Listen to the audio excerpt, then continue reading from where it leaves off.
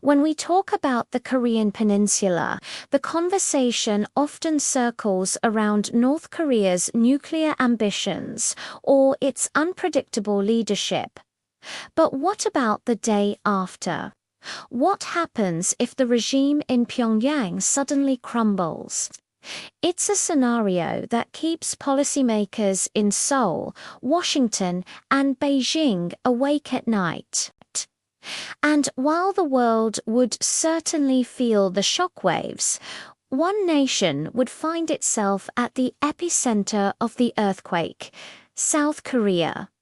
There's a growing consensus that, whether they want it or not, South Korea is the unavoidable inheritor of a collapsed North.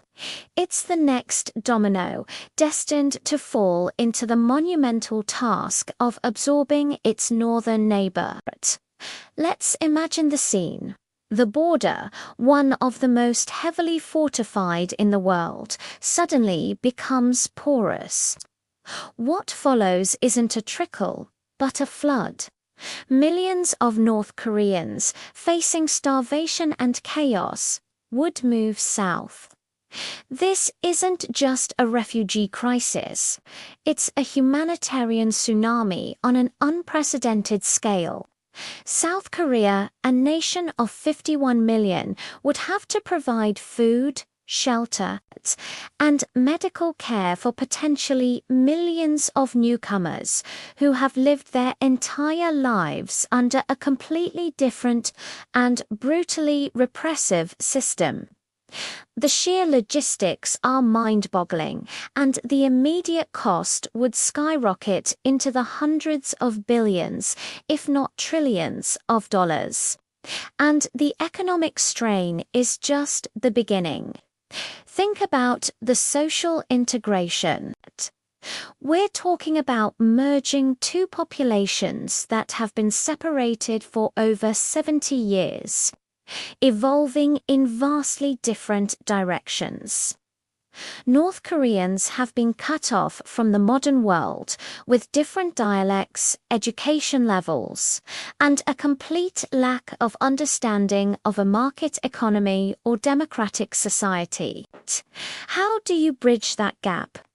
How do you integrate a generation that has been taught to view South Koreans as enemies? The societal fractures could be immense, leading to widespread discrimination and social unrest. It would be a challenge far greater than German reunification, where the economic and cultural divide was significantly smaller. Beyond the immediate crisis, there's the long-term project of rebuilding an entire nation from scratch.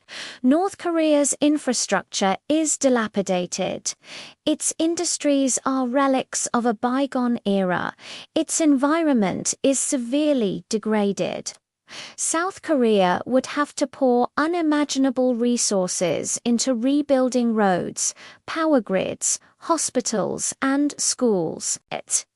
They'd need to decontaminate lands, reform the agricultural sector, and establish a new legal and administrative system for 25 million people.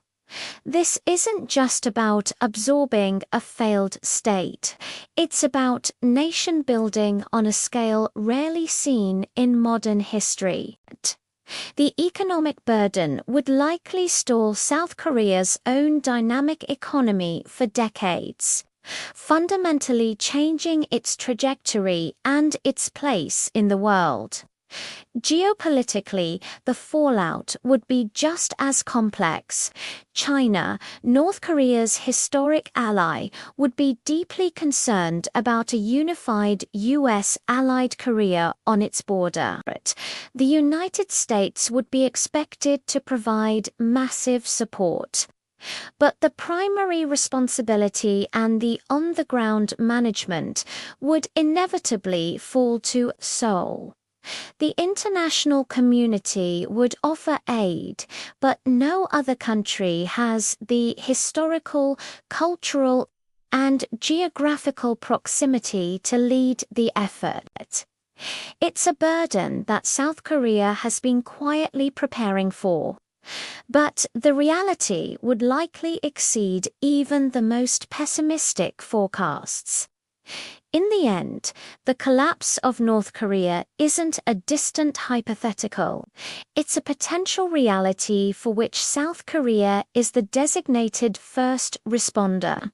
The world would look to Seoul to manage the chaos, absorb the people, and pay the price. It's a daunting, almost impossible task, but one that geography and history have laid squarely at their doorstep.